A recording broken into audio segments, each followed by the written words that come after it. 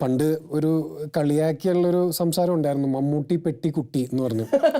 അപ്പൊ അതും ആ ഒരു ലേബലും ഡാഡിയുടെ ഒരു ലേബലാണ്. സ്ക്രിപ്റ്റ് റൈറ്റർ കല്ലു ഡെന്നീസ് ആണെങ്കിലും മമ്മൂട്ടി പെട്ടിക്കുട്ടി. അങ്ങനെ ഒരു ടീമോ അല്ലെങ്കിൽ വേറൊരാളോ കേട്ടിട്ട് അത് അപ്രൂവ് ചെയ്ത് മമ്മൂക്ക അഭിനയിക്കും എന്നുള്ള കാര്യം എനിക്ക് തോന്നുന്നില്ല. മിന്നൽ മുരളി ടീമിൽ ആരെ കണ്ടാലും ചോദിക്കുന്ന ഒരു ക്ലീശേ ചോദ്യമുണ്ട്, സെക്കൻഡ് പാർട്ട് എപ്പോ വരും? ബേസിമാവോട് ചോദിച്ചു ഞാൻ എപ്പോഴാ അതിന്റെ പേരുണ്ടാവുകയെന്ന്. അപ്പോ ഞാൻ കോളേജിലൊക്കെ പഠിക്കുമ്പോൾ ഇനിയിപ്പോ പേരുണ്ടാവുള്ളൂ എന്ന് പറഞ്ഞു. You are a gym freak no? ഞാൻ ആക്ച്വലി നല്ല തടിച്ചുകുട്ടിയായിരുന്നു. സോ അത് കഴിഞ്ഞിട്ട് പതുക്കെ അതൊരു അഡിക്ഷനായി. ഇപ്പോൾ നല്ല അഡിക്ഷൻ തന്നെയാണ് വർക്ക്ഔട്ട് എന്ന് പറയുന്നത്. എനിക്ക് I like to be fit. അപ്പൊ കട്ടൻ ചായ കുടിക്കുമ്പോ സ്റ്റൈല് കാണണം, എന്തൊരു രസാ കാണാൻ. കഴിക്കുന്നത് കാണിക്കില്ലല്ലോ. അതെന്താ പിന്നെ ഐശ്വര്യ അത് നോക്കി, പിന്നെ ഐശ്വര്യ അതിനെക്കാളും ഗ്ലാമറാവും. അപ്പൊ മമ്മൂക്ക ഒട്ടും സമ്മതിക്കില്ല.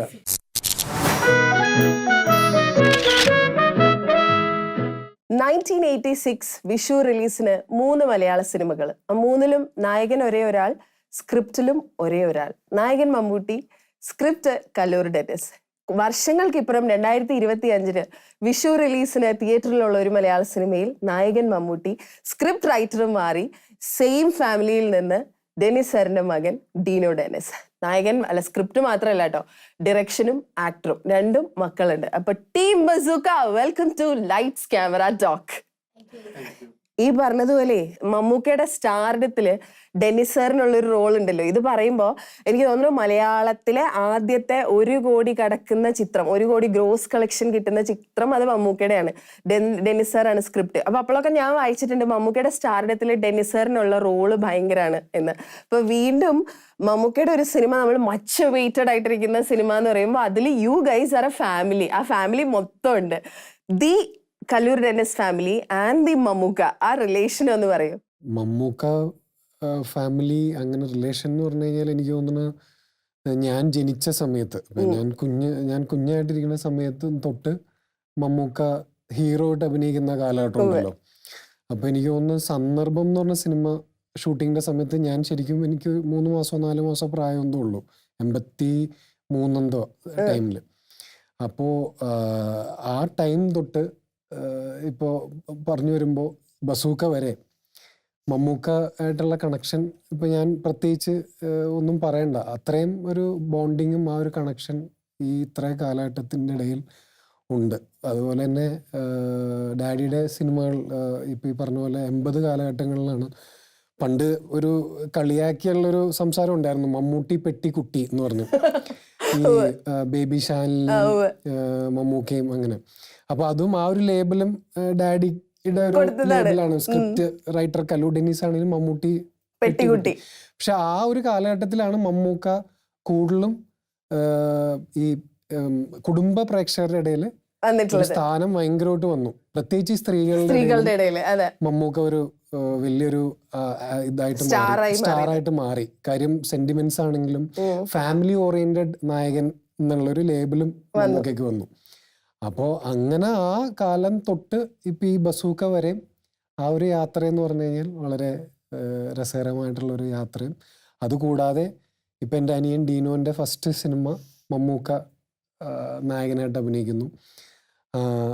അതുമാത്രമല്ല, ഈ പടത്തിൽ ഞാനും നായകനായിട്ട് 2 സിനിമയിൽ അഭിനയിച്ചു. അത് കഴിഞ്ഞ് എനിക്കൊരു റീ എൻട്രി സിനിമയാണ് ബസൂക്ക. അപ്പോൾ നേരത്തെ പറഞ്ഞ പോലെ ഈ വിഷു ഒരു സ്പെഷ്യൽ വിഷു ആയിരുന്നു ഞങ്ങളുടെ ഫാമിലിക്ക് മൊത്തം. ഞങ്ങൾ പറഞ്ഞ ഇപ്പൊ വരും എന്ന് പറയാൻ തുടങ്ങിയിട്ട് കുറച്ചായല്ലോ, അവസാനം വരുന്നുണ്ടല്ലോ എന്നുള്ളതിന്റെ സന്തോഷത്തിലാണ്. ഞാൻ ഒരു കാര്യം ചോദിക്കട്ടെ, മമ്മൂക്കയുടെ കൂടെ ഇത്ര റിലേഷൻ ഉള്ളതുകൊണ്ടാണ് യു ഹാവിന്റ് ഏജ്ഡ് എ ബിറ്റ്. അന്ന് ആ പാട്ടിൽ കണ്ട ആ ലുക്ക് തന്നെയാണല്ലോ ഇപ്പോഴും. അങ്ങനെ ഒന്നും പറയാൻ പറ്റില്ല. അല്ലല്ല, മമ്മൂക്കയുടെ ടിപ്സ് അല്ല, മമ്മൂക്കയുടെ ആ ഒരു വേണമെങ്കിൽ പറയാം ഹെൽത്ത് ടിപ്സ് അല്ലെങ്കിൽ ആ ലുക്സ് ഒക്കെ ഒത്തിരി റെഫറൻസ് തന്നിട്ടുണ്ട്. കാര്യം മമ്മൂക്ക എപ്പോഴും പറയുന്നത് ഒരു നടൻ എന്ന നിലയിൽ എപ്പോഴും ആ നടന്റെ ഫിസിക് ഒരു വളരെ ഇമ്പോർട്ടൻ്റ്.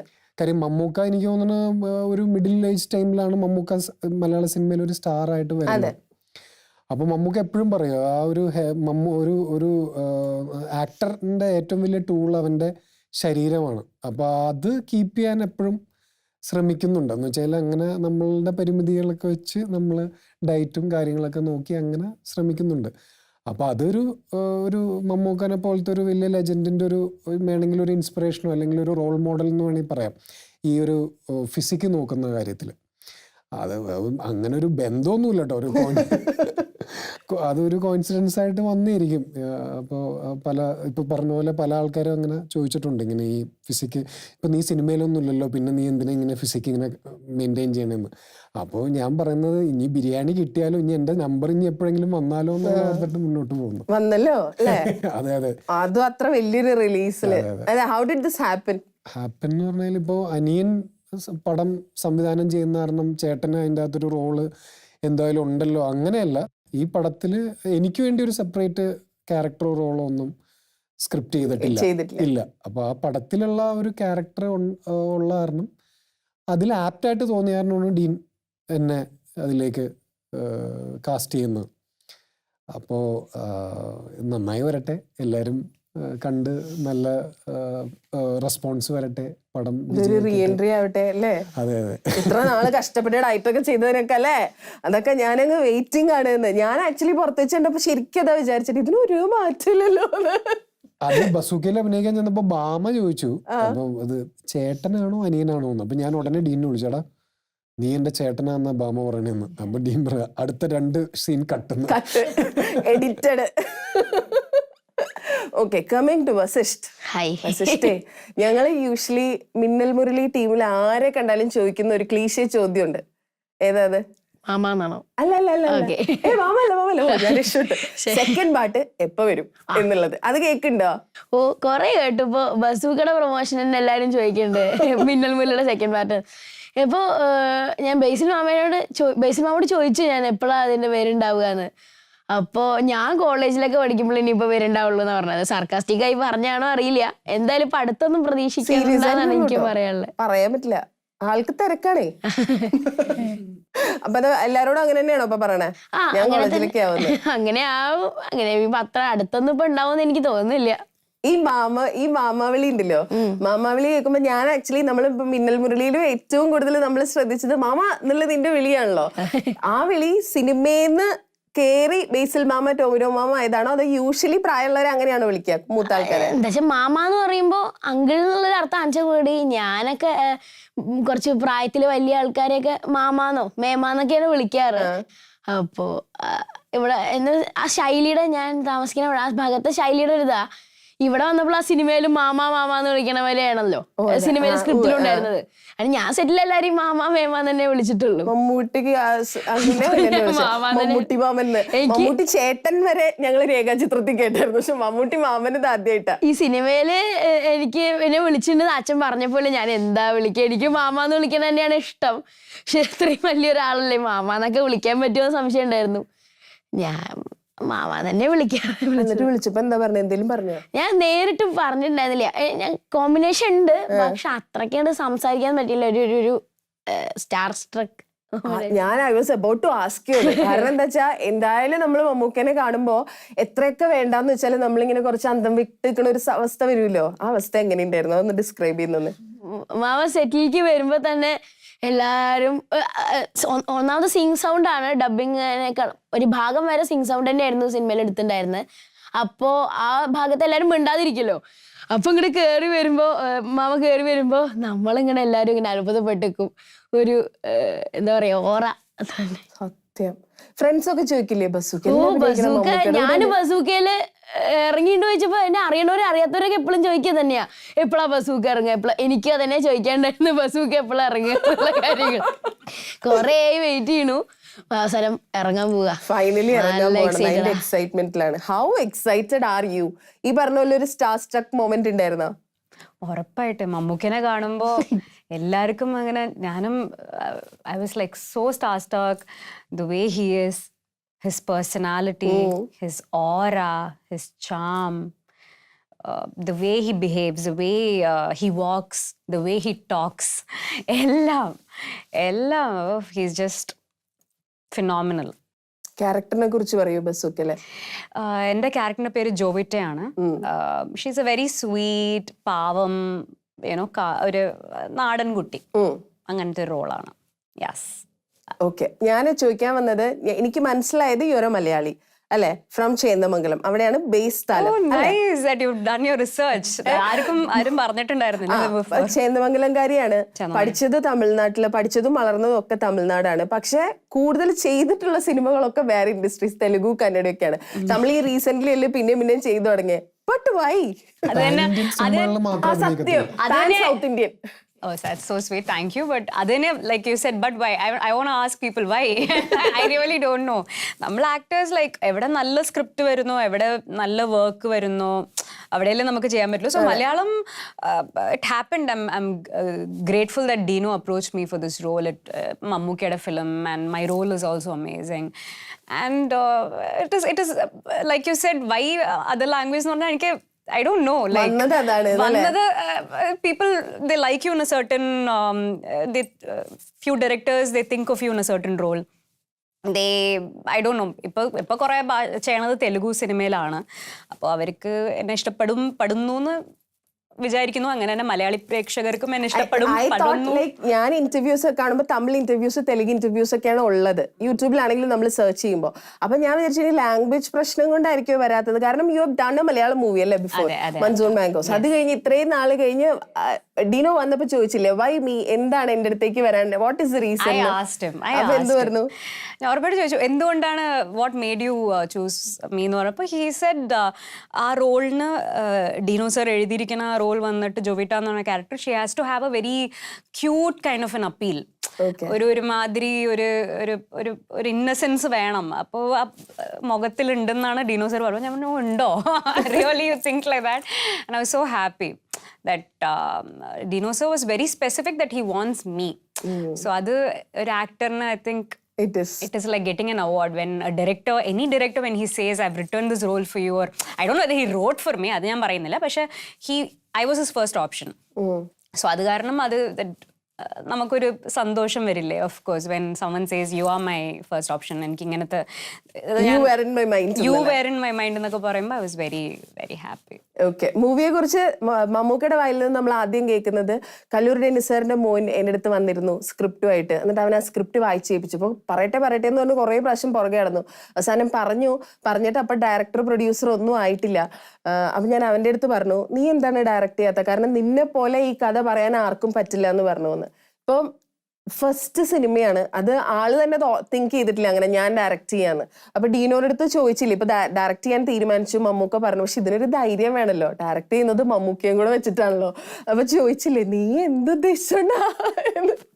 അങ്ങനെയല്ല, ഡീനോ ഒരു ഷോർട്ട് ഫിലിം ഒക്കെ ഷോർട്ട് ഫിലിം ചെയ്തിട്ടുണ്ട്. പിന്നെ ഈ സിനിമ എനിക്ക് തോന്നുന്നു ഒരു റൈറ്റർ അല്ലെങ്കിൽ ഒരു മേക്കറിന്റെ മനസ്സിൽ ഓൾറെഡി സിനിമ ഉണ്ടെങ്കിൽ അത് ഐ തിങ്ക് അത് പോർട്രേ ചെയ്യാൻ അത് അത്ര വലിയ ബുദ്ധിമുട്ടുള്ള കാര്യമില്ല. കാര്യം ഇപ്പൊ മമ്മൂക്ക ഇന്റർവ്യൂവിൽ പറഞ്ഞ പോലെ എല്ലാ ഷോട്ടും അവന് മനപ്പാടോ അല്ലെങ്കിൽ ഓരോ ഫ്രെയിമും മനപ്പാടോ. അപ്പൊ അതുപോലെ അവൻ അതിന്റെ പിന്നിൽ കുറെ വർക്ക് ചെയ്തിട്ടുണ്ട്, കുറെ ഇത് ചെയ്തിട്ടുണ്ട്, റിസർച്ച് നടത്തിയിട്ടുണ്ട്. അങ്ങനെ എല്ലാം അവന് അപ്പൊ ബൈ ഹാർട്ടായിരുന്നു ആ ഫുൾ സ്ക്രിപ്റ്റ് അല്ലെങ്കിൽ ആ ഫുൾ പടം.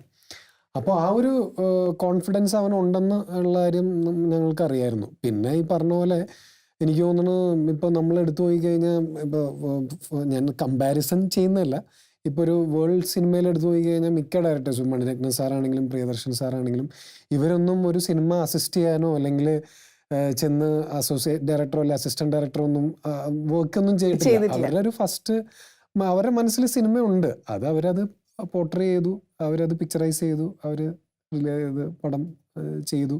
അപ്പം അങ്ങനെ ഒരു ടാലന്റ് അത് ഇറ്റ്സ് ലൈക്ക് ബൈ ബർത്തോ, അല്ലെങ്കിൽ ചിലവർക്ക് എക്സ്പീരിയൻസ് ആയിരിക്കും അവരുടെ ഒരു ടീച്ചർ, ചിലവർക്ക് ബൈ ബർത്ത് അല്ലെങ്കിൽ ബൈ ഇൻബോൺ ടാലന്റ് ഉണ്ടെന്ന് പറഞ്ഞ പോലെ. അങ്ങനെ ഡീനോ ചിലപ്പോൾ may be the second option. അവന് ഈ പറഞ്ഞ പോലെ ഡാഡിയുടെ ഒരു ലെഗസി ഉണ്ടല്ലോ ഇപ്പൊ സ്ക്രിപ്റ്റ് റൈറ്റർ എന്ന നിലയിൽ. അപ്പൊ ആ ഒരു ഇത് അവന്റെ ഇതിലുണ്ട്. കുഞ്ഞു മരങ്കേറ്റം മറക്കില്ലല്ലോ. ഇതിലെ റോൾ എന്താണ് ബസൂക്കയിലെ? ഇതില് GVM സാറിന്റെ ടീമിൽ ഇപ്പൊ ട്രെയിലറിൽ കാണിക്കുന്ന പോലെ തന്നെ സ്ട്രോങ് ടീം. Opposite team. അതെ. അപ്പോൾ ആ ടീമിൽ ഞാൻ, സിദ്ധു, ബാമ, ഞങ്ങൾ 3 പേരാണ്. അപ്പോൾ ഞാൻ CA, എൻ്റെ ക്യാരക്ടറിൻ്റെ പേര് ടോണി ജേക്ക്. അപ്പോൾ കൊച്ചിൻ സിറ്റിയിലെ പോലീസ് ACP ഗൗതം സാറിൻ്റെ ടീമിലുള്ള ഒരു ക്യാരക്ടറാണ്. പിന്നെ അധികം റിവീൽ ചെയ്യാൻ പറ്റത്തില്ല. അപ്പോൾ we will wait and see and we are waiting for your response. Okay. ഇപ്പോൾ സിനിമ ഞങ്ങൾ കുറേ, ഞാൻ ആദ്യം പറഞ്ഞ പോലെ ഞങ്ങൾ കുറേ ആയാലും ഇപ്പൊ വരും എന്ന് ഞങ്ങൾ കേൾക്കാൻ തുടങ്ങിയിട്ട് കുറേ ആയി. ഇപ്പൊ ഇത് 2024 വരും എന്ന് കേട്ടു, പിന്നെ അത് കഴിഞ്ഞ് 2024 തീരുമ്പോൾ വരുന്ന കേട്ടു, 25 ബിഗിനിങ്ങിൽ വരുന്ന കേട്ടു, ഇങ്ങനെ കുറേ പ്രാവശ്യം കേട്ടിരുന്നു. എന്താ ഡിലേ വന്ന്? ഡിലേ വരാൻ കാരണം എന്ന് വെച്ചാൽ പല കാരണമാണ്. ഇപ്പോൾ സിനിമ എന്ന് പറഞ്ഞാൽ ഇപ്പോൾ ഒത്തിരി പേര് വർക്ക് ചെയ്യുന്ന ഒരു മേഖലയല്ല. ഇപ്പോൾ പല ആർട്ടിസ്റ്റ്, ഇപ്പോൾ ഗൗതം സാറ് ചെന്നൈ, പുള്ളി തമിഴ് പടങ്ങളിൽ പാരലലി അഭിനയിച്ചുകൊണ്ടിരുന്ന ഒരാളാണ്. ഇപ്പൊ ബസൂക്കൊക്കെ ഡേറ്റ് വന്നപ്പോൾ at the same time he was acting in Leo, അങ്ങനത്തെ സിനിമകളിലൊക്കെ പുള്ളി വർക്ക് ചെയ്തുകൊണ്ടിരിക്കുന്ന ഒരു ആക്ടറായിരുന്നു. അപ്പോൾ അതിൻ്റെ കുറേ പ്രശ്നങ്ങൾ, പുള്ളിയുടെ ഡേറ്റ്സിൻ്റെ പ്രശ്നങ്ങൾ, പിന്നെ അതുപോലെ തന്നെ നമ്മളുടെ പല സ്കെഡ്യൂളിലാണ് പ്ലാൻ ചെയ്തിരുന്നത്. കാര്യം ഒത്തിരി ആർട്ടിസ്റ്റുകളുള്ള ഇവരിൽ. അപ്പം അങ്ങനെ കുറേ പ്രശ്നങ്ങളാണ് ഇത് ഇത്രയും ഡിലേ ആകാൻ കാരണം വന്നത്. അല്ലാതെ ഇപ്പൊ വേറെ ഈ പറഞ്ഞ പോലെ ഒരു സാമ്പത്തിക പ്രശ്നങ്ങളോ അല്ലെങ്കിൽ അതൊന്നും ആയിരുന്നില്ല. ഞങ്ങൾ എത്രയും അത് ഇത്രയും ആക്ടേഴ്സ്, ഇത്രയും മൾട്ടി സ്റ്റാർഡ് ആയതുകൊണ്ടാണ് പ്രശ്നം വന്നത്. അത് മൊത്തം തീർത്തിട്ട് റിലീസ് ചെയ്യാനുള്ള ഒരു ഐഡിയയിലായിരുന്നു. പക്ഷെ ഈ പറഞ്ഞ പോലെ പല ആക്ടേഴ്സും അതിൻ്റെ അകത്ത് ഇൻവോൾവ് കാരണം അവരുടെ ഡേറ്റ്സും പിന്നെ ഈ പറഞ്ഞ പോലെ പല സ്കെഡ്യൂളുകളും പിന്നെ വെതർ കണ്ടീഷൻസ് എല്ലാം കൂടി ചേർന്ന് വന്നപ്പോഴാണ് ഈ ഒരു ഡിലേ വന്നത്. ഓക്കെ. അതേപോലെ വൈ ദ ഡിലേ? ഈ റീ എൻട്രിക്ക് ഒരു ഡിലേ വരാനുള്ള കാരണം എന്തായിരുന്നു? റീ എൻട്രിക്ക് ഡിലേ എന്ന് വെച്ച് കഴിഞ്ഞാല് നല്ല ഓപ്പർച്യൂണിറ്റീസ് വന്നില്ല. ഒരു സിൻസിയറായിട്ട് പറയുന്നുണ്ടെങ്കിൽ എന്നെ തേടി നല്ല ഓപ്പർച്യൂണിറ്റീസ് വന്നില്ല. പിന്നെ ചെയ്ത 2 സിനിമകൾ അങ്ങനെ വിജയിച്ചില്ല. അപ്പം അങ്ങനെ അതായിരുന്നു ഒരു മെയിൻ ഡിലേ. പിന്നെ ഞാൻ വന്ന സമയമല്ല ഇപ്പോൾ സിനിമയുടെ ഒരു കാലഘട്ടം എന്ന് പറഞ്ഞാൽ മൊത്തത്തിൽ മാറി. അപ്പോൾ അതാണ് ഒരു മെയിൻ ഒരു സ്റ്റക്കായത് അവിടെ. പിന്നെ ഈ പറഞ്ഞ പോലെ ഇപ്പോൾ ഡീൻ ഇങ്ങനെ പടം ചെയ്യുന്നതിൻ്റെ പേരിൽ അതിലൊരു എനിക്ക് ആപ്റ്റായിട്ടുള്ള റോള് വന്ന കാരണം അങ്ങനെ ചെയ്ത ഒരു ക്യാരക്ടർ. അപ്പൊ ഈ ഡിഫറൻസ് ഉണ്ടല്ലോ, കുറച്ചുനാൾ മുന്നേ ഒരു 20 വർഷം മുന്നേ കഴിഞ്ഞത് ഇപ്പൊ വന്ന് വീണ്ടും സ്ക്രീനിന്റെ മുന്നിൽ വെക്കുമ്പോൾ വാസ് ഇറ്റ് ഡിഫിക്കൽട്ട് എന്ന് പറഞ്ഞാൽ എനിക്ക് ശരിക്കും ഒരു ലേണിംഗ് ആയിരുന്നു ഈ ഒരു ഗ്യാപ്പ്. ഞാൻ ഒത്തിരി ഇപ്പോൾ ഒരു ആക്ടർ എന്ന നിലയിൽ ഒത്തിരി ഒബ്സർവ് ചെയ്തു. പിന്നെ ഒത്തിരി തിയേറ്റേഴ്സ്, പിന്നെ അങ്ങനെ കുറേ ആക്ടിങ് വർക്ക്ഷോപ്സ് അതിലൊക്കെ ഒത്തിരി അറ്റൻഡ് ചെയ്തിട്ടുണ്ട്. കാര്യം അതാണ് നമ്മുടെ ഒരു ടൈം, നമ്മളൊരു സ്പേസ്. ആ ടൈമിലാണ് നമുക്ക് അല്ലെങ്കിൽ ഇനിയൊരു ചാൻസ് വരട്ടെ, ഞാൻ ഇനി അത് പോയി സെറ്റാക്കാം. ഞാൻ ഒരിക്കലും അതിൽ വിശ്വസിക്കുന്നില്ല. നമ്മളെപ്പോഴും പ്രിപ്പയർഡ് ആയിരിക്കണം. ഇപ്പം ഫോർ എക്സാമ്പിൾ മമ്മൂക്ക പറയുന്നതല്ലേ, മമ്മൂക്ക എപ്പോഴും അഭിനയിച്ച് കൊതി തീർന്നിട്ടില്ല. പുള്ളി ഇനിയും കഥാപാത്രങ്ങൾ ചെയ്യണം, ഇനിയും എനിക്ക് നല്ല സിനിമകൾ ചെയ്യണം. അപ്പോൾ എപ്പോഴും പുള്ളി അപ്ഡേറ്റഡ് ആണ്, ഇനി അടുത്തത് എന്താണ് ഇനി പുതിയ. അതുപോലെ നമ്മളും ഒരു ആക്ടർ എന്ന നിലയിൽ അങ്ങനെ കുറേ കാര്യങ്ങളും അദ്ദേഹത്തിനെ കണ്ടു പഠിക്കേണ്ട കുറേ കാര്യങ്ങളാണ്. കാര്യം നമ്മളെപ്പോഴും അപ്ഡേറ്റഡ് ആയിരിക്കണം. ഇപ്പം നമ്മൾ പല കാര്യങ്ങളും ഇപ്പോൾ ആക്ടിങ് ഇപ്പോൾ ഇതാണെങ്കിൽ പോലും ഇപ്പോൾ പുതിയ വേൾഡ് സിനിമയിൽ ആൾക്കാർ ചെയ്യുന്ന ക്യാരക്ടേഴ്സ്, അവരെ ചെയ്യുന്ന പെർഫോമൻസസ് അതെല്ലാം സ്റ്റഡി. അപ്പോൾ ഈ ഒരു ഗ്യാപ്പ് ഇതിന് വേണ്ടി ഞാൻ ചെയ്തു, യൂസ് ചെയ്യുന്നു. വസു ഇപ്പൊ ഏത് ക്ലാസ്സിലാ? ഇനി 10th-ലേക്ക്.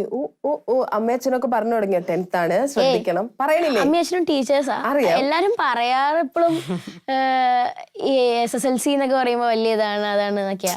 ഈ പ്രാവശ്യം പിന്നെ സിലബസും മാറുന്നുണ്ടല്ലോ. അച്ഛനമ്മയും പറഞ്ഞത് അതൊക്കെ എന്നെ കൊണ്ട് പറ്റണതേ ഉള്ളൂ, പേടിക്കൊന്നും വേണ്ടാന്ന് തന്നെയാ. എനിക്ക് പേടിയൊന്നുമില്ല. അതങ്ങനെ പറയൂട്ടോ, അത് ശീലമായിട്ടില്ലേ? SSLC, +2, ഡിഗ്രി എല്ലാത്തിനും പറയും. എല്ലാം മൈൽ സ്റ്റോൺ ആണ്. അവസാനം കല്യാണം പറയും, പ്രസവം പറയും, മരണം വരെ പറയും മൈൽ സ്റ്റോൺ ആണ്. ഇങ്ങനെ പറഞ്ഞുകൊണ്ടേയിരിക്കും. അത് മൈൻഡാക്കണ്ട. ഈ പഠിത്തത്തിന്റെ ഇടയിലുണ്ടല്ലോ സ്ക്രിപ്റ്റുകൾ വരുമ്പോ സ്ക്രിപ്റ്റുകൾ വായിക്കണല്ലോ.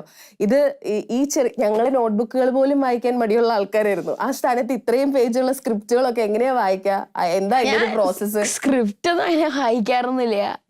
കഥ ഉണ്ടെച്ചാൽ അത് അധികം അച്ഛനോട് പറഞ്ഞിട്ട് അച്ഛനോട് പറയാറേ ഉള്ളൂ. മിന്നൽ മുരളിയുടെ സ്ക്രിപ്റ്റ് വായിച്ചിട്ടുണ്ട്. അത് നല്ല രസമായിരുന്നു. ഞാനും ബേസിൽ മാമയും ടോയിന മാമയും കൂടി ബേസിൽ മാമയുടെ അപ്പാർട്ട്മെന്റിൽ പോയിട്ട് ഞങ്ങളിങ്ങനെ ഇരുന്നിട്ട് അത് മുഴുവൻ ഇരുന്ന് വായിച്ചു. ഞാൻ എന്റെ ഡയലോഗ് പറയും, ടോയിന മാമ ഡയലോഗ് പറയും. എന്നിട്ട് അത് അടിപൊളിയായിരുന്നു.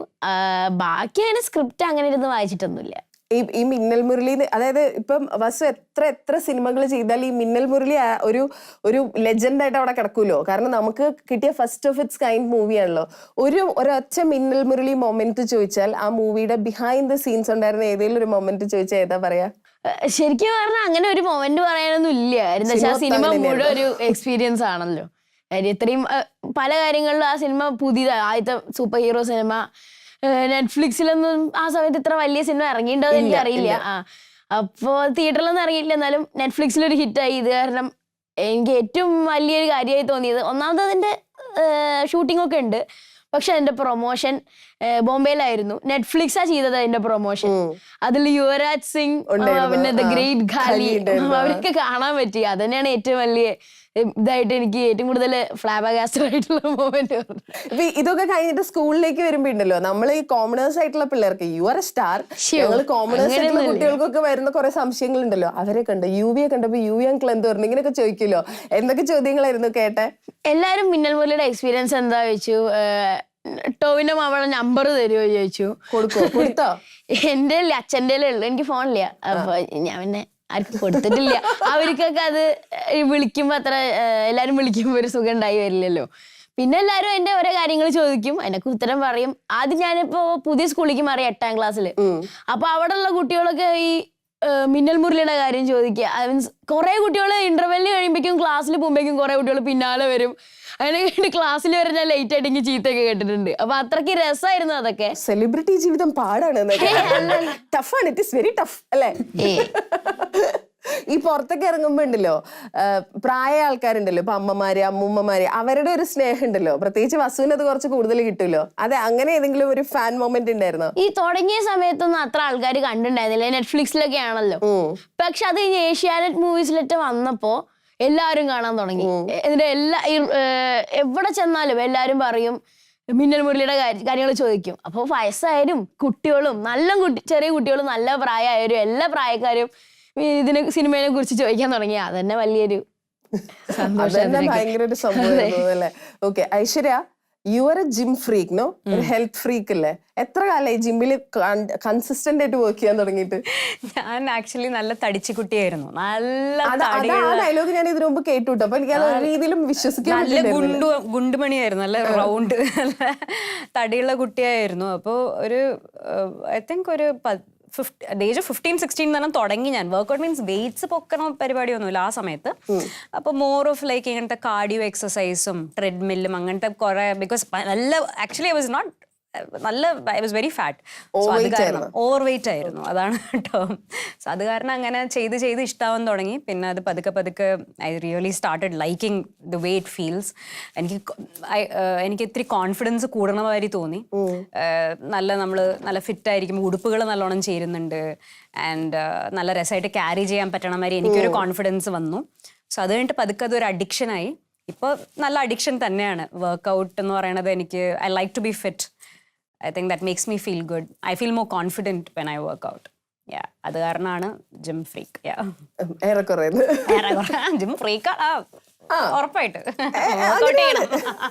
ഓക്കെ, ഇപ്പം മമ്മൂക്കയുടെ കേസിലൊക്കെ നമ്മൾ പറയുന്നത്, അതായത് നമ്മള് മമ്മൂക്കയൊക്കെ ആവുമ്പോ നമ്മളിങ്ങനെ കുറെ കിംവദന്തികൾ കേൾക്കുമല്ലോ. ഇപ്പൊ ഇന്നലെയും കൂടെ ഞങ്ങൾ വീട്ടിൽ സംസാരിക്കുമ്പോൾ ഞാൻ ഊണ് കഴിച്ചോണ്ടിരിക്കുമ്പോൾ ഞാൻ പറയായിരുന്നു, മമ്മൂക്ക ചോറൊന്നും ഉണ്ണേ ഇല്ല കുറെ വർഷങ്ങളായി. അതൊക്കെ എനിക്ക് തോന്നിയ പോലെ അങ്ങ് പറയാം, ഞാൻ ഊഹിക്കുകയാണ്. ശരിക്കും actually being with him in the set, അദ്ദേഹത്തിന്റെ ഒരു ഡയറ്റ് എന്താ ആള് കഴിക്കുക, ഞാനിത് മമ്മൂക്കയോട് നേരിട്ട് ചോദിച്ചിട്ടുണ്ട്. അപ്പൊ ഞാൻ നിങ്ങൾ കഴിക്കണമൊക്കെ കഴിക്കും എന്ന് പറഞ്ഞു. അത് ഞാൻ വിശ്വസിക്കില്ല, ഞങ്ങൾ കഴിക്കണ പോലെ കഴിച്ചിട്ട് അങ്ങനെ ഇരിക്കാൻ പറ്റില്ല. അപ്പൊ എന്താ ആള് കഴിക്കുന്നത്, ആളുടെ ഒരു ഡയറ്റ്? ഈസ് ഹി വെരി ഭയങ്കര ഡയറ്റ് ഫ്രീക്ക് ആണ്? I think definitely Mammukka is a diet freak. I think he eats very healthy. ഇല്ലെങ്കിൽ അങ്ങനെ ഇമ്പോസിബിൾ ആണ് അങ്ങനത്തെ ഒരു ബോഡിയും അങ്ങനത്തെ ഒരു സ്കിന്നും അങ്ങനെ ഒരു ഫിസിക്കുള്ളത്. ഉറപ്പായിട്ട് ഹാർഡ് വർക്ക് ആണ് Mammukka. I think he eats very healthy. I think so. That is എന്റെ അസംഷൻ ആണ്. അയ്യോ, അപ്പൊ കണ്ടില്ലേ? ഞാൻ കഴിക്കണത് കണ്ടിട്ടില്ല മമ്മൂക്ക. പക്ഷെ ഞാൻ എന്താ കണ്ടിരിക്കണെന്ന് വെച്ചാൽ മമ്മൂക്ക സെറ്റില് ബ്ലാക്ക് ടീ കുടിക്കും വിത്തൗട്ട് ഷുഗർ. കട്ടൻ ചായ കുടിക്കും പ്രോപ്പർ. അപ്പൊ കട്ടൻ ചായ കുടിക്കുമ്പോ സ്റ്റൈല് കാണണം, എന്തൊരു രസാ കാണാൻ. കഴിക്കുന്നത് കാണിക്കില്ലല്ലോ. അതെന്താ ഐശ്വര്യ അത് നോക്കി, പിന്നെ ഐശ്വര്യ അതിനെക്കാളും ഗ്ലാമറാവും. അപ്പൊ മമ്മൂക്ക ഒട്ടും സമ്മതിക്കില്ല, സീക്രട്ട് സമ്മതിക്കില്ലല്ലോ മമ്മൂക്ക. അപ്പൊ മമ്മൂക്ക കട്ടൻ ചായ കുടിക്കണത് കണ്ടിട്ടുണ്ട്. അത് എന്തൊരു സ്റ്റൈൽ അറിയോ, literally I'm not exaggerating. Mammukka Birkenstock ചെരുപ്പ് ഹി വെയർസ്. ഓക്കെ, അപ്പൊ ഇങ്ങനെ കാലിങ്ങനെ വെച്ചിട്ടുണ്ടാവും. വെച്ചിട്ട് ഞാൻ കണ്ടിരിക്കണത് ലിറ്ററലി കട്ടൻ ചായ കുടിച്ചിട്ട് ഇങ്ങനെ he literally kept it here. അന്ന് ഒരു ദിവസം ഷൂട്ടില് കാലില് ചെരുപ്പിന്റെ ആ സോളില്. അത് നമ്മളൊക്കെ ആവുമ്പോ നമ്മളൊക്കെ ഇങ്ങനെ കാലാട്ടുന്ന സ്വഭാവം. അപ്പൊ ഇങ്ങനെ വെക്കും കേട്ടോ, ഇങ്ങനെ കട്ടൻ ചായ കുഞ്ഞു കപ്പിൽ ഇങ്ങനെ അവിടെ വെക്കും. വെച്ചിട്ട് Mammukka will be on the phone, he'll be talking. കാലങ്ങനെ സ്റ്റഡി ആയിരിക്കും. ഞാനത് അത്ഭുതപ്പെട്ട് പോയിട്ടുണ്ട്. ഞാൻ ലിറ്ററലി ഞാൻ മമ്മൂക്കയോട് ചോദിച്ചു, Mammukka can I take pictures of you എന്ന് പറഞ്ഞു. എടുത്തോ എന്ന് പറയും. And I have pictures on my phone. അതിപ്പോൾ റിലീസ് ചെയ്യാൻ പറ്റില്ല ബിക്കോസ് പടത്തിന്റെ ലുക്ക് ഇത് മമ്മൂക്കയുടെ ലുക്ക് റിവീൽ ചെയ്യുന്നതുകൊണ്ട് ഞാൻ ഇട്ടിട്ടില്ല. പക്ഷെ ഈ ലുക്കല്ലേ അപ്പോ ലുക്കല്ലേ? അതെ, ഒന്നും പറയാൻ പറ്റില്ല. ഇനി മാറുമോ ലുക്ക്? അപ്പോ ഞാൻ അതാണ്, അപ്പൊ കട്ടൻ ചായ കുടിക്കണത് മാത്രം ഞാൻ ഇങ്ങനെ ഫോട്ടോ എടുത്തിട്ടുണ്ട്. എനിക്ക് അത് അഡ്മിറേഷൻ ആയിട്ട് തോന്നി. കഴിഞ്ഞിട്ട് റിലീസ് ആക്കൂലേ? ഉറപ്പായിട്ട് റിലീസാക്കാം. ആ പെർട്ടിക്കുലർ ഫോട്ടോ കട്ടൻ ചായ അവിടെ ചെരുപ്പത്ത് വെക്കണം. കട്ടൻ ചായ എന്നൊക്കെ പറഞ്ഞ ഫോട്ടോ ഇട്ട് കഴിഞ്ഞാൽ മമ്മൂക്ക സ്മോൾ അടിക്കണം എന്ന് പറഞ്ഞ അടുത്ത അത് മനസ്സിലാവും. നമുക്ക് അറിയാലോ. Mammukka is very stylish. Even the way he keeps his കട്ടൻ ചായ ഓൺ ദ ചെരുപ്പ്. It was sight to watch for me. അതങ്ങനെ കാലം അനങ്കാണ്ട് വെക്കണതായിരുന്നു എനിക്ക് ഭയങ്കര ഒരു അത്ഭുതം കേട്ടോ. It was just study that. എന്ത് ചെയ്യാനത്? ഈ അഭിനയിക്കാനാണെങ്കിലും ഈ ആക്ഷനും സ്വാഗും ഒക്കെ കാണിച്ച ലൈഫിൽ ഇപ്പൊ അങ്ങനെ ആയിപ്പോയെന്ന് തോന്നുന്നു അല്ലെ? യൂസ്ഡ് ആയി പോയി കാണും, അതൊക്കെ ശീലമായി കാണും. ഇപ്പൊ ചെയ്യുന്നതൊക്കെ ഫുൾ സ്റ്റൈലിഷ് സ്റ്റൈലാണ്. ഉള്ളിൽ നിന്ന് വരണം. I think it comes from within for him. Have you seen a meeting? You're more worried about how he is eating. ശരിക്കും ഡയറ്റ് എന്താണെന്ന് അറിയാൻ. You don't care about കട്ടൻ ചായ. Justice for കട്ടൻ ചായ. ആണല്ലേ? Justice for #justice. പുള്ളി കാരവാനിൽ കയറി പോയിട്ടല്ലേ കഴിക്കുന്നത്. അപ്പൊ നമുക്ക് അറിയില്ലല്ലോ എന്താണെന്ന്. നമുക്ക് കഴിക്കുന്നതോ പറയുന്നില്ല. താങ്കൾ എന്താ കഴിക്കുന്നത്? ഞാൻ സാധാരണ ആൾക്കാരെ കഴിക്കുന്ന പോലെ ഫുഡ്. ഇത് തന്നെ മമ്മൂക്കയും പറഞ്ഞത്. ഇത് സെയിം ഡയലോഗാണ് മമ്മൂക്ക പറഞ്ഞത്. ഞാൻ നിങ്ങളൊക്കെ കഴിക്കണ പോലെ തന്നെയാ കഴിക്കുന്നത്. അത് വിശ്വസിക്കില്ല. അങ്ങനെയല്ല, ഇപ്പൊ മമ്മൂക്ക പറയുന്നത് വാസ്തവമായിട്ടുള്ളൊരു കാര്യമാണ്. കാര്യം പുള്ളി എല്ലാം കഴിക്കും, പക്ഷെ അത് എല്ലാം ലിമിറ്റഡ് ആയിട്ടേ കഴിക്കത്തുള്ളൂ. ഇപ്പൊ പുള്ളിക്ക് ബിരിയാണി ഭയങ്കര ഇഷ്ടമാണ്. ബിരിയാണി പുള്ളി എനിക്ക് തോന്നുന്നു ആഴ്ചയിലോ അല്ലെങ്കിൽ ഒരു മാസത്തിൽ 2 തവണ 3 തവണ പുള്ളി കഴിക്കും. പക്ഷെ അതും ലിമിറ്റഡ് ആയിട്ട് പുള്ളി എല്ലാത്തിൻ്റെയും ടേസ്റ്റ് അറിയാൻ വേണ്ടി കഴിക്കും. അതാണ് എനിക്ക് തോന്നുന്നത്. മമ്മൂക്കയുടെ ഒരു ഇന്റർവ്യൂല് മമ്മൂക്ക പറഞ്ഞിട്ടുണ്ട്, ഞാൻ കണ്ടിരിക്കണത്, എല്ലാം ഇഷ്ടപ്പെടുകയാണെങ്കിൽ ഇപ്പൊ നമുക്ക് ബിരിയാണി എന്നൊക്കെ പറയുമ്പോൾ ഇപ്പൊ ഞാനൊക്കെ ബിരിയാണി വെച്ചാൽ ഒരു ഫുള്ള് ഇപ്പൊ കഴിക്കും ഞാൻ literally, but he says he only eats a little. That is exact dialogue Mammukka said. Craving തീർക്കാൻ വേണ്ടി പുള്ളി ഒന്ന് ടേസ്റ്റ് ചെയ്യും, അല്ലെങ്കിൽ ഒരു 3-4 സ്പൂൺ കഴിക്കും. നമ്മളൊരു ബിരിയാണി ഇട്ട് കഴിഞ്ഞാൽ എടുത്തിട്ട് അടിക്കുമല്ലോ. അതെ പക്ഷെ അത് I think you need a lot of will power and self control. അത് ഇത്രയും വർഷം കൺസിസ്റ്റന്റ് അതും ഇഷ്ടപ്പെട്ട ഒരു ഭക്ഷണം അത് ഇത്തിരിയേ കഴിക്കാൻ പാടുള്ളൂ എന്ന് പറയുമ്പോൾ കുറെ വിൽ പവർ വേണം. വീണ്ടും ഒരു question, and that question is exclusively for you. കാരണം എന്താ വെച്ചാൽ താങ്കളുടെ അനിയനാണല്ലോ മമ്മൂക്കയോട് പോയി സ്റ്റോറി പറഞ്ഞത്. മമ്മൂക്കയുടെ സ്റ്റോറി പറയുമ്പോ Mammukka has a well educated team of story കേൾക്കാനായിട്ട് എന്ന് ഞാൻ കേട്ടിട്ടുണ്ട്. അതായത് അവരാണ് ആ സ്റ്റോറി സെലക്ട് ചെയ്യുന്നത്, അതുകൊണ്ടാണ് മമ്മൂക്കയുടെ സ്റ്റോറീസ് ഒക്കെ ഇത്ര ഭംഗിയായിട്ട് വരുന്നത് എന്നൊക്കെ കേട്ടിട്ടുണ്ട്. ഇതുള്ളതാണോ? അത് കാരണം എന്താ വെച്ചാൽ സെലക്ഷൻ കണ്ടിട്ട് നമുക്കത് നോ പറയാനും പറ്റില്ല. ആണോ? എനിക്ക് തോന്നുന്നില്ല. മമ്മൂക്ക തന്നെ കേൾക്കത്തുള്ളൂ സ്റ്റോറി. ആണോ? അങ്ങനെ ഒരു ടീമോ അല്ലെങ്കിൽ വേറൊരാളോ കേട്ടിട്ട് അത് അപ്രൂവ് ചെയ്ത് മമ്മൂക്ക അഭിനയിക്കും എന്നുള്ള കാര്യം എനിക്ക് തോന്നുന്നില്ല. It's purely his decision. പുള്ളിക്ക് ഇഷ്ടപ്പെട്ടാൽ മാത്രമേ പുള്ളി അഭിനയിക്കത്തുള്ളൂ. ഓക്കെ, ഉറപ്പാണല്ലോ? ഉറപ്പാ, 100%. Okay, well in that case ഈ ഓവർ ഹൈപ്പ് എന്ന് പറഞ്ഞ പോലെ, അത് over expectation, over hype, over communication എന്നൊക്കെ പറഞ്ഞ പോലെ ബസൂക്കയെ കുറിച്ചിട്ട് ഭയങ്കര സംസാരമാണല്ലോ പുറത്ത്. ഇത് ഞങ്ങളല്ലോ പുറത്തുള്ള ആൾക്കാർ. അതാ പറഞ്ഞ പുറത്ത്. അത് നിങ്ങൾക്ക് ഉള്ളിലുള്ള ആളുകൾക്ക്, അകത്തുള്ള ആളുകൾക്ക് പേടിയുണ്ടോ? പുറത്തേക്ക് ഇത് വരികയാണല്ലോ. ഉറപ്പല്ലേ? ഒരു സിനിമ, പ്രത്യേകിച്ച് അനിയന്റെ ഫസ്റ്റ് മൂവി, മമ്മൂക്കനെ വെച്ചിട്ടുള്ള ഒരു ഫസ്റ്റ് മൂവി. അപ്പോൾ ഒത്തിരി എക്സ്പെക്റ്റേഷൻസ് ഉണ്ടാവും. ഇപ്പോൾ ഇത്രയും ഒരു എക്സ്പോഷർ കിട്ടിയൊരു മൂവി, അപ്പോൾ ഭയങ്കര എക്സ്പെക്റ്റേഷൻസ് അല്ലേ. അപ്പോൾ നമ്മളങ്ങനെ ഹൈപ്പൊന്നും അധികം കൊടുക്കുന്നുമില്ല. ഇപ്പം എല്ലാ സിനിമയും അങ്ങനെ, ഞങ്ങളങ്ങനെ നല്ല സിനിമയാണെങ്കിൽ അത് ജനങ്ങൾ അക്സെപ്റ്റ് ചെയ്യും, അല്ലെങ്കിൽ അതിൽ കുറവുകളുണ്ടെങ്കിൽ അത് വർക്കാവില്ല. അതുപോലെ ഇതും ഞങ്ങൾ നല്ല സിനിമ ആകും, ജനങ്ങൾ അക്സെപ്റ്റ് ചെയ്യുന്ന ഒരു പുതുമയുള്ളൊരു സബ്ജക്റ്റാണ്. മമ്മൂക്ക് ഇതുവരെയും ചെയ്യാത്ത ഒരു ക്യാരക്ടറാണ് ഇതിൽ ചെയ്തേക്കുന്നത്. ഈ ഗെയിം ത്രില്ലർ എന്ന് പറഞ്ഞാൽ എന്താ? മലയാളത്തിൽ ആദ്യമായിട്ടാണ് ഒരു ഗെയിം ത്രില്ലർ ജോണർ എന്നാണ് പറയുന്നത്. അത് അല്ല, അത് ഗെയിം ത്രില്ലർ എന്ന് പറയാൻ കാരണം വെച്ചാൽ ഗെയിമായിട്ട് കണക്റ്റഡ് ആയിട്ടുള്ള ഗ്രിപ്പിംഗ് കുറെ സീക്വൻസസ് ഉണ്ട്. അപ്പൊ ഗെയിം വെച്ചിട്ട് ചെയ്യുന്ന, ഇപ്പോൾ അങ്ങനെ എനിക്ക് തോന്നുന്നു മറ്റേ കുറച്ച് ജോണേഴ്സ് ഉണ്ടെന്ന് തോന്നുന്നു. ഇപ്പൊ എനിക്ക് നെറ്റ്ഫ്ലിക്സിലൊക്കെ ഒരു സ്ക്വിഡ് ഗെയിം അങ്ങനത്തെ, അപ്പൊ അതായിട്ട് ഒരു റെഫറൻസ് ഒന്നുമില്ല. പക്ഷെ ആ ഒരു ഇതായിട്ട് കണക്റ്റഡ് ആയിട്ടുള്ള കാര്യങ്ങളുള്ളതാണ് ഗെയിം ത്രില്ലർ എന്ന് പറയുന്നത്. ബീങ് എ ഡ്രാമ ആർട്ടിസ്റ്റ്, ഒരു ഡ്രാമയൊക്കെ ചെയ്യുന്ന ആളും കൂടെ ആയതുകൊണ്ട് ഓരോ സിനിമ കഴിയുമ്പോഴും നമ്മൾ അതിൽ നിന്ന് ഓരോ ടേക്ക് അവേ ഉണ്ടാവുമല്ലോ. ഇത് ബസൂക്ക കഴിഞ്ഞിട്ട് കയ്യിൽ കിട്ടിയ ഭാവിയിൽ അഭിനയത്തിൽ ഉപയോഗിക്കാൻ പറ്റുന്ന സാധനം എന്തായിരുന്നു? എന്ന് പറയുമ്പോൾ ഞാൻ ചില സമയത്ത് ബസൂക്കയില് നൈറ്റ് ഷൂട്ടൊക്കെ ആകുമ്പോൾ കുറച്ച് അത്യാവശ്യം ടയേർഡായിട്ടൊക്കെ ഇരിക്കണ്ടായിരുന്നു. അപ്പോൾ അത് പാടില്ല എന്ന് എനിക്ക് എന്തായാലും മനസ്സിലായി. പിന്നെ ഇവര് എല്ലാവരും വലിയ ആക്ടേഴ്സിന്റെ കൂടെയല്ലേ ഞാൻ ചെയ്ത്, അവര് ചെയ്യണ ഓരോ കാര്യങ്ങളും അതൊക്കെ ഇങ്ങനെ കണ്ടുപിടിക്കും. അതൊക്കെ ഇനിയും എന്തായാലും ഫ്യൂച്ചറിൽ എനിക്ക് വേണ്ടി വരും എന്ന് പ്രതീക്ഷിക്കണു, ആഗ്രഹിക്കണു. അങ്ങനെയുള്ള അവസരങ്ങൾ ഇനി സിനിമകൾ വരാനില്ലേ? ഇനി ഒരു കോപ്പങ്കിൽ എന്ന് പറഞ്ഞൊരു സിനിമ വരാണ്ട്, ധ്യാൻ മാമയുടെ കൂടെ ഞാൻ ചെയ്തത്. ധ്യാൻ മാമയുടെ കൂടെ ഇത് എത്രാമത്തെ സിനിമയാണിത്? കോപ്പങ്കൽ പോലീസ്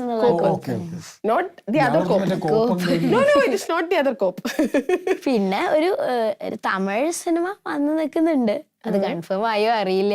വേറെ പാൻ ഇന്ത്യൻ. അതെ, pan south Indian.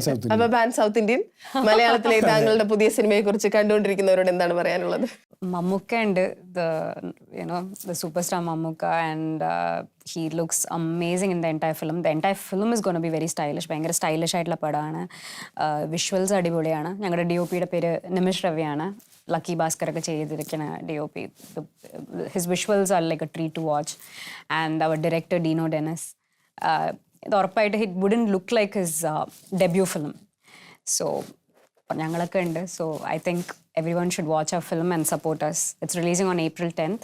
So yeah, we need all your love and support. തിയേറ്ററിൽ കാണാം. April 10th കണ്ടിട്ട് ഞങ്ങൾ അറിയിക്കുന്നതായിരിക്കും. Thank you so much and all the best. Thank you so much. Thank you.